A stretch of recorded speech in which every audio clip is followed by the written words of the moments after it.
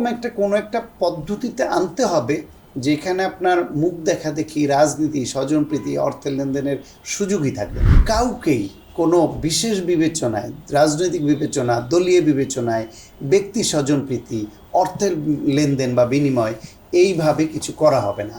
প্রমোশনটা অটোমেটেড যদি হয়ে যায়, যে ধরেন একজন অ্যাসোসিয়েট প্রফেসর থেকে প্রফেসর হতে তার এত বছর ডিউরেশন লাগবে, তার 5 ইয়ার্স, বা পার্সোনাল প্রমোশন হলে 6 ইয়ার্স, বা 2টা পার্সোনাল হলে 8 ইয়ার্স, এই বিশ্ববিদ্যালয়ের কথা বলছি, এটা লাগবে, তার এতগুলো পাবলিকেশন লাগবে, এই ক্রাইটেরিয়া ফুলফিল করলে সে পার্সোনাল প্রমোশন পাবে, এটার জন্য এলিজিবল হলে সে ক্যান্ডিডেট হিসেবে এলিজিবল, সে অ্যাপ্লাই করতে পারবে।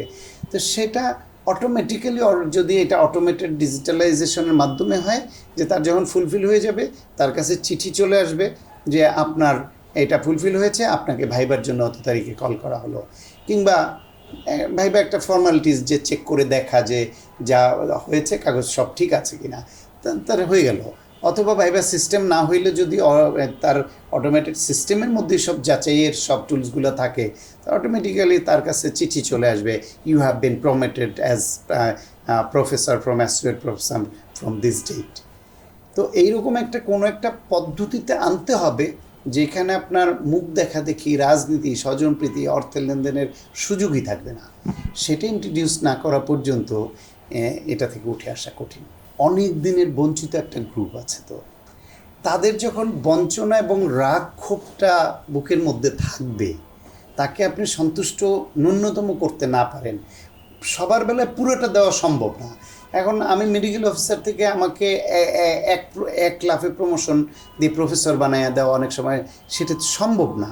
সেই ক্ষেত্রে তাকে কতটুকু ন্যায়সঙ্গতভাবে দেওয়া যায়, না দেওয়া গেলে সেটা কেন দেওয়া গেল না, এবং তারকে সহানুভূতির সঙ্গে বুঝিয়ে ওন করে তার রাগটা প্রশমন করা।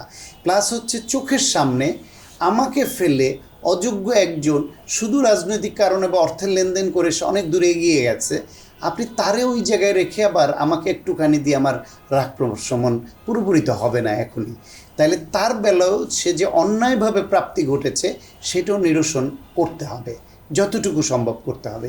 সেই ক্ষেত্রে সেও যাতে অন্যায়ভাবে ক্ষতির শিকার না হন, রাজনৈতিক কারণ না হন, সেটাও দেখতে হবে।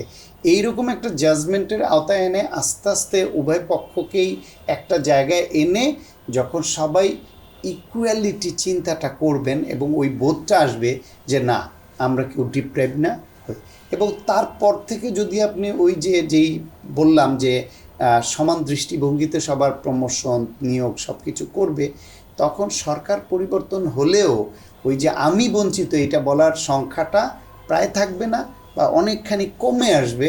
ফলে এইটা যে এখন একটা ঢেউ তুলতে পারে, এই ওয়েভটা উঠবে না।